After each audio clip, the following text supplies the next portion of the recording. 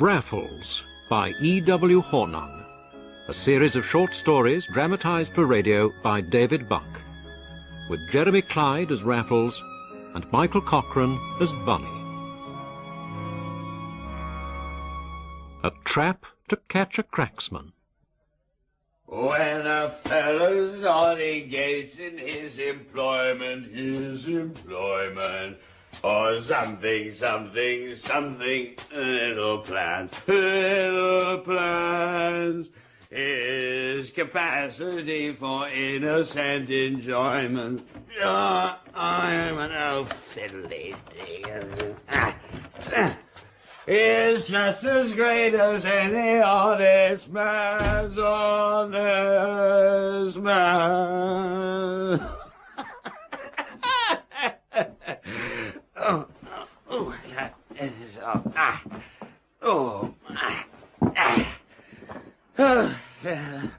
Bath, eh? And bed. I think that's the order of the day, or rather, order of the night.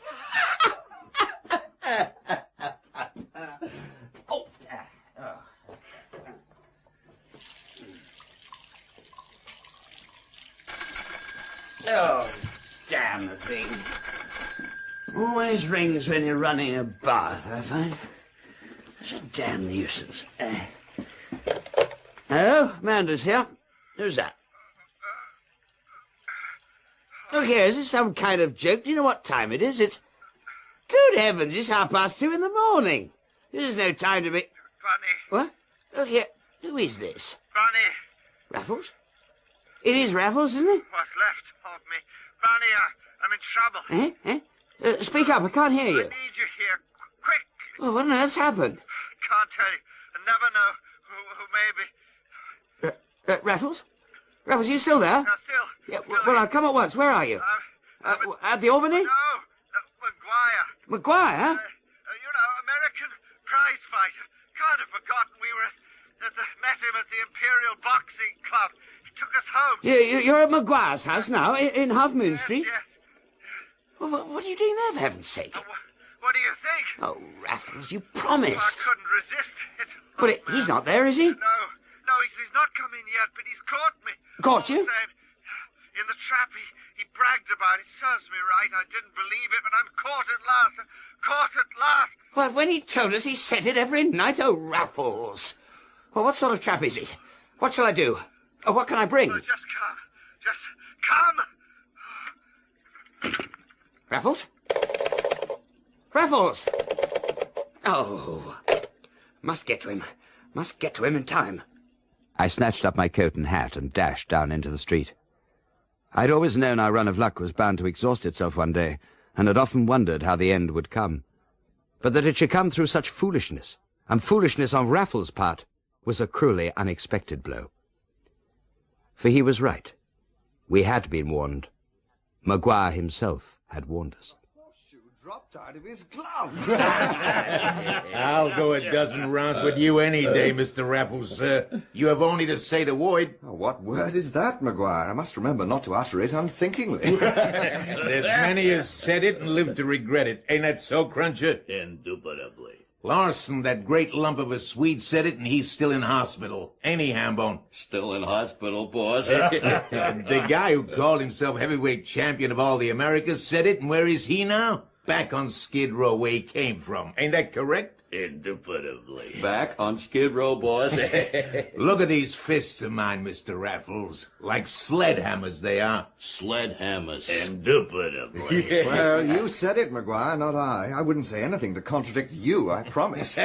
You're a prudent gentleman and no mistake, Mr. Raffles. Why, you're more some sort of artist than any sportsman I ever met. There's no better cricketer in England, Maguire. Why, don't you think I know that, Mr. What's-Your-Name? I don't invite just anyone to pay me a visit here, you know. No, sir.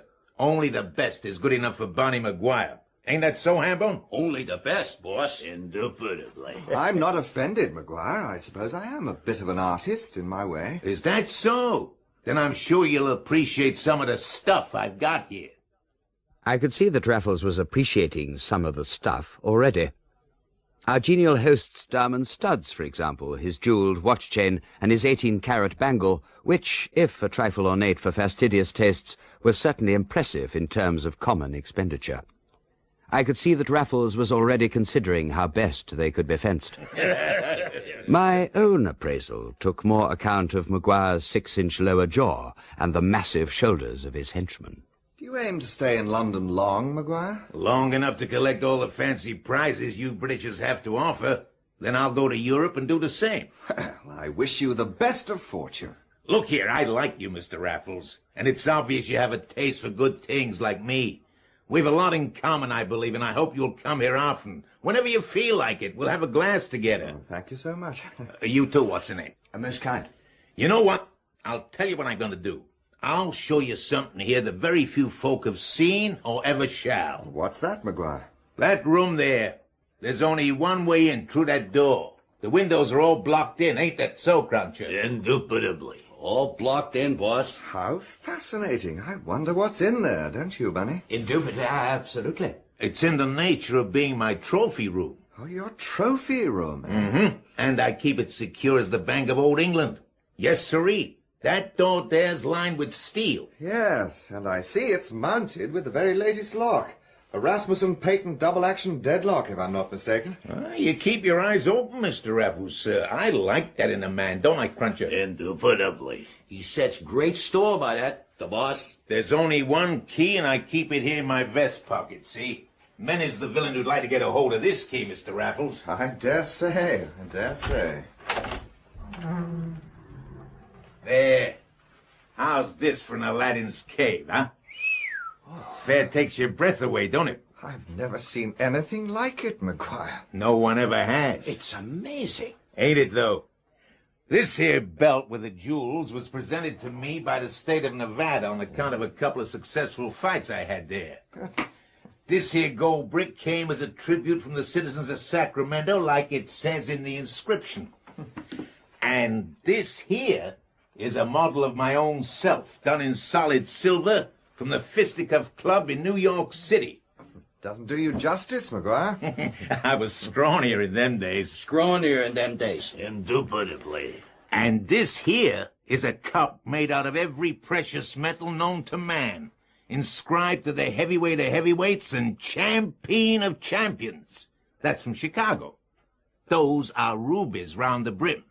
Very tasteful. Don't you think so, Bunny? Miss Striking. Yep. So it is. Indubitably. This must be worth a king's ransom, Maguire. You sure it's well enough protected? I mean, I know the Rasmussen's a good, solid lock, as none better, but it's in the nature of the Cracksman to keep one step ahead of the opposition, so to speak. I'm sure that someone, somewhere's got the measure of the Rasmussen by now.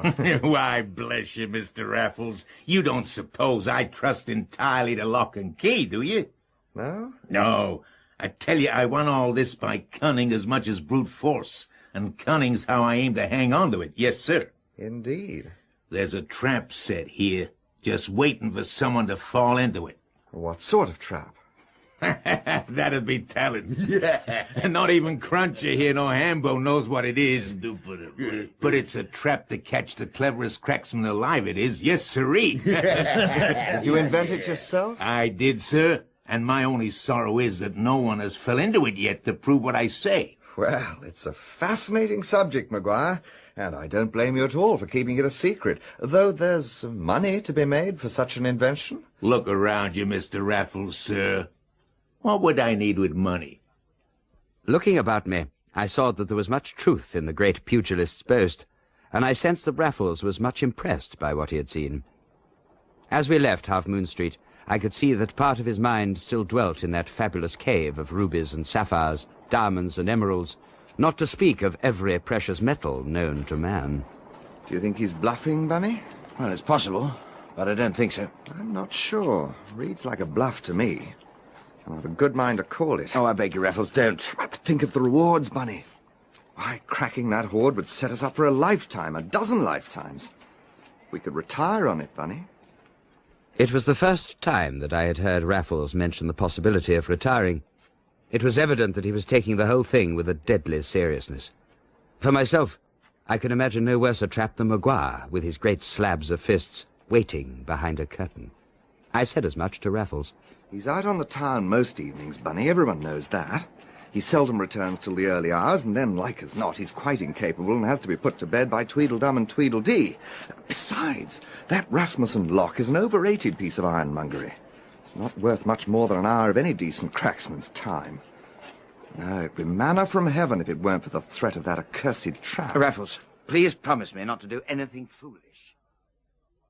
Now, as I set off for Half Moon Street, the full horror of what had happened began slowly to sink into my befuddled senses. Raffles had braved the trap, and the trap had closed upon him. My lurid imagination, hardly improved by an evening of heavy drinking with my friend Swigger Morrison, framed the most appalling visions. I saw Raffles caught in the deadly jaws of some great gin with sharp teeth like a shark's, which was even now squeezing the life out of him. I hailed a hansom and implored the cabby to drive like the devil. I had no plan nor sought for one. I was gripped only by a single thought, to be close to my friend in his hour of peril. Here we are, Half Moon Street, Governor. Thank you. Yeah, don't wait. Why, thank you, Governor. My plans, as I have said, were unformed, and went no further than a determination to knock at the door of Maguire's house and gain admittance. Come on, come on.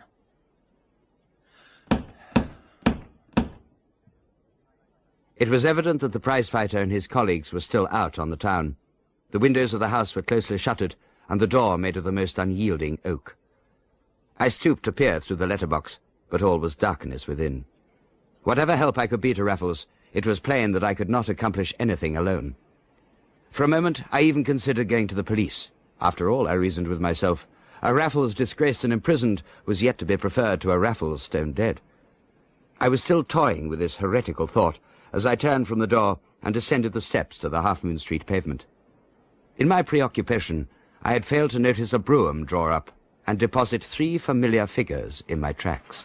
Well, damn me, who have we here? I do believe it's that young friend of Mr. Raffles. I do believe it too, boss. Indubitably. To what do we owe the pleasure of your company, young sir? I Cat got your tongue, eh? Never mind. You're welcome all the same. Here's my hand on it. Oh, oh, sorry, young man. Did I hurt you?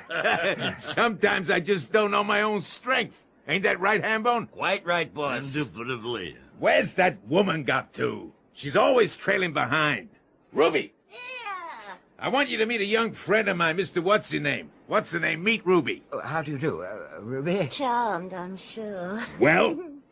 What are you doing here, What's-her-name? Well? I came to look for Raffles. For Raffles? Yes, Raffles. Why in blazes do you think he'd be here? What's a Raffles? Shut up! You said we could drop round any time. Did I say that? Yeah, boss, you did. Indubitably. Well, if that's what I said, that's what I meant. Come in and welcome to you. We don't stand on ceremony here. Liberty Hall, that's what it is. So Mr. Raffles is coming here too, huh? I thought he might be here already. Well, he ain't. How could he be with no one to let him in? You're stupid, you are, Mr. What's-his-name? Dead stupid. Indubitably. Now sit down here, comfortable like, and Cruncher will pour you a drink. No, wait, ladies first, huh?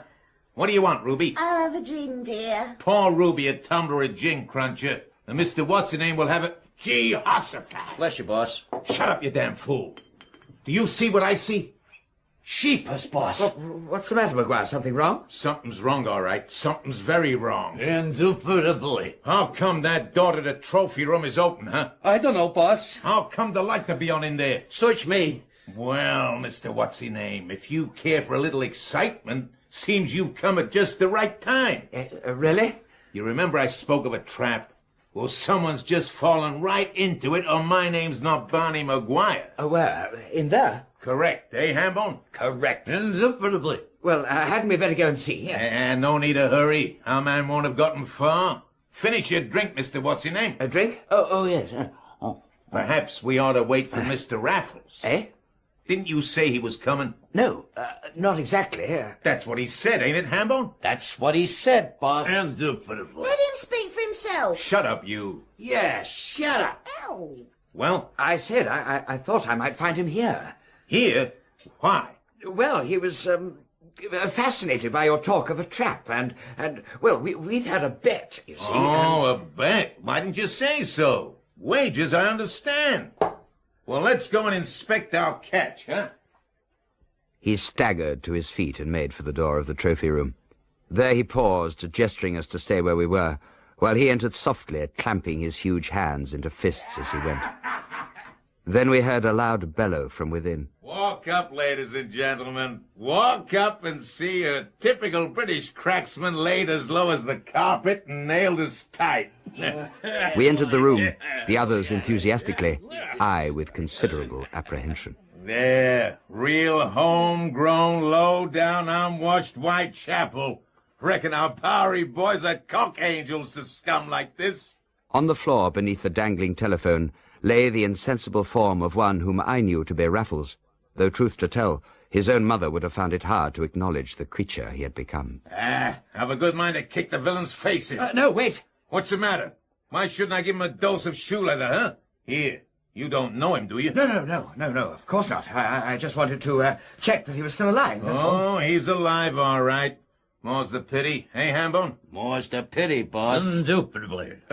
What's happened to him? That's what I want to know. Shut up, you. Oh. Isn't it great, though? I've only to invent a trap to catch a crook, and blamed if a crook doesn't walk right into it. Say, you, what's your name? It's a damn shame your Mr. Raffles ain't here. He'd have had a good laugh over this.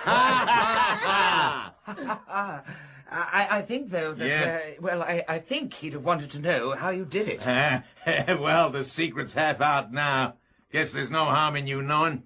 Let's all sit here at the table and have another drink. I thought you'd never ask, dearie. Shut up, and over our drink I'll tell you what you want to know. There's some good whiskey in this cupboard. Indubitably. There's some good whiskey here on the table, too. Don't do that, Ruby. Put it down. Do as the boss says. Ow! Here, do the honors, Cruncher. Indubitably. I'll draw your attention to the decanter Cruncher is holding, folks. That label-reading whiskey that hangs around its neck is solid gold. Ain't that so, Hambone? Solid gold, boss. Indisputably. What? Take a glass, what's the name? Truth to tell, the last thing in the world I wanted at that moment was a further drink to befuddle my senses. I accepted a deep measure nonetheless, though I thrust it immediately aside. Barney Maguire did not notice the gesture, for he was already into his stride. The decanter, that's the secret. I figure there's no cracksman worth his salt who wouldn't want a slug of whiskey sometime while he's at his work. Whether before, during or after, it makes no difference. If he takes a shot from that decanter there on the table, the one with the silver label round its neck, he won't be upright more than a minute after. You mean it's drugged? Didn't I say it was a simple trick? Nothing comes simpler than a bottle of Hocus whiskey, but it still comes up with the loop. Speaking of which, let's see what this joker aimed to get away with. Jumping Juniper, will you look at this in his bag here? The belt, the statue, the gold brick, and the ruby cup. Why, you damn thieving devil! Don't do that, Maguire. And why not, may I ask, young gentleman? You'll kill him. He's right, boss. Indubitably. Poor man. He looks in need of a good square meal. He looks in need of a good square cell, by God. And that's where he's going, in my good time. Push over that whiskey, Hambone. Look, he was trying to telephone someone when he went down. Huh? By thunder, you're right.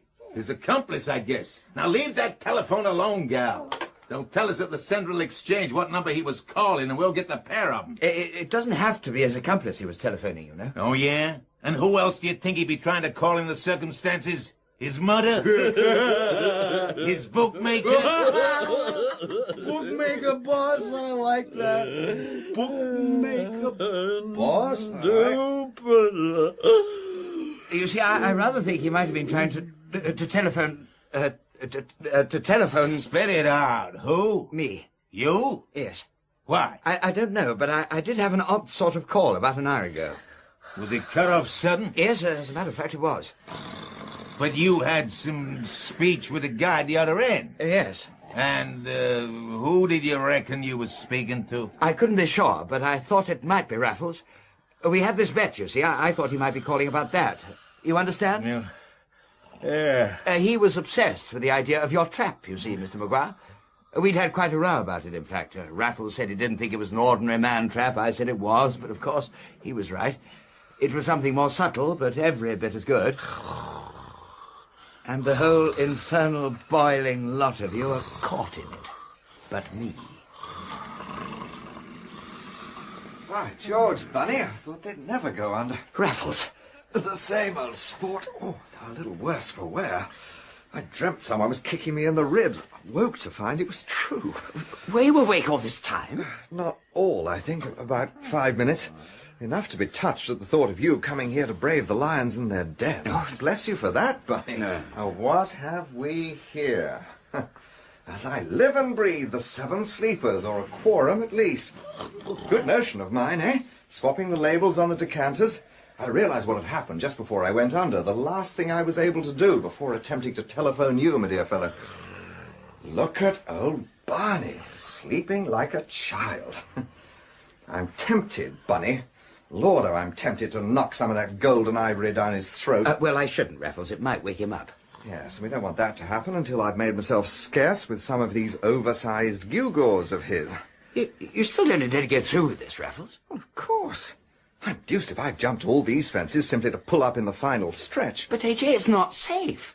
The telephone call, they're bound to suspect us. Yes, I heard you flanneling your way through an awkward moment or two apropos the call. I had no choice. They were bound to check it out. That is rather awkward, I admit.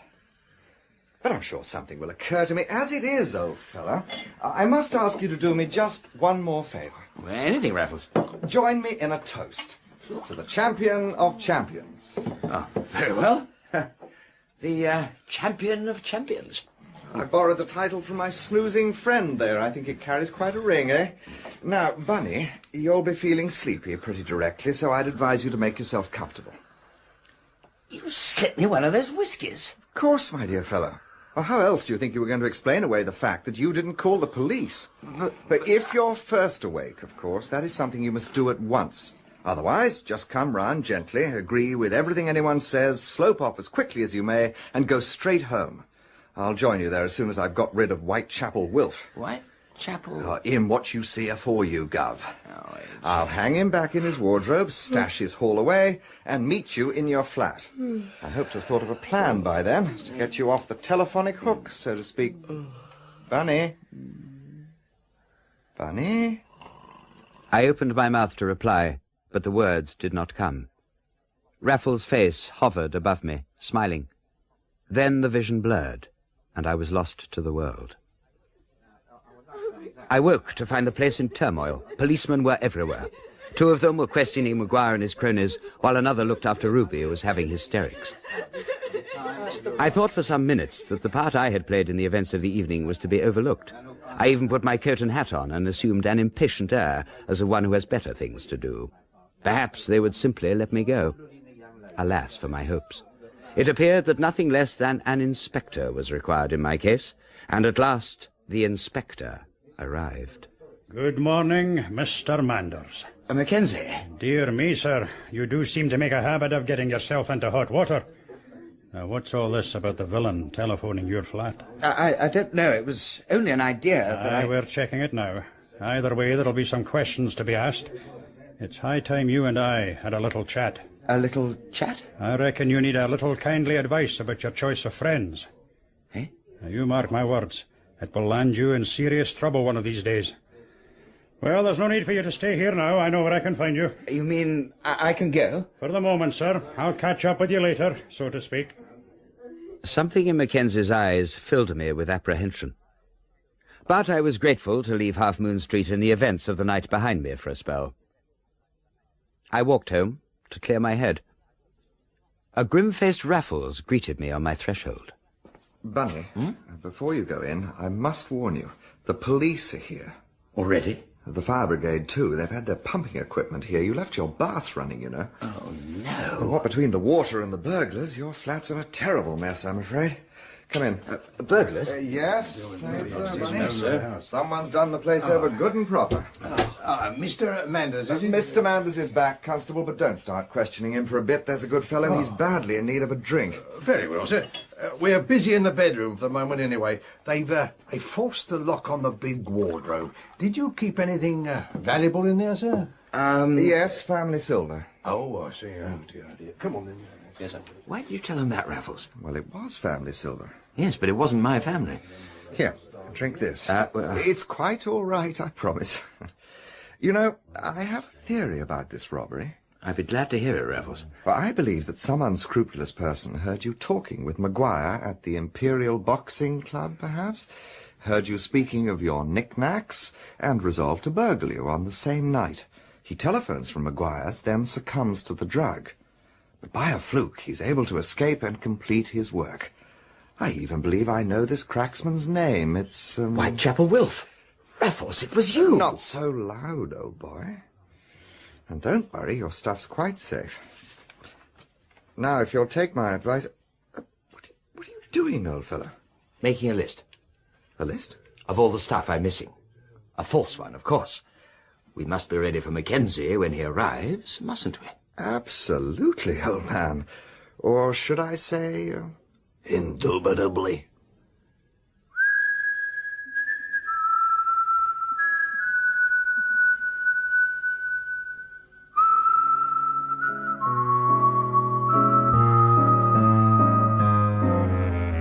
In A Trap to Catch a Cracksman by E.W. Hornung, dramatised for radio by David Buck, Jeremy Clyde was A.J. Raffles, and Michael Cochrane, Bunny Manders.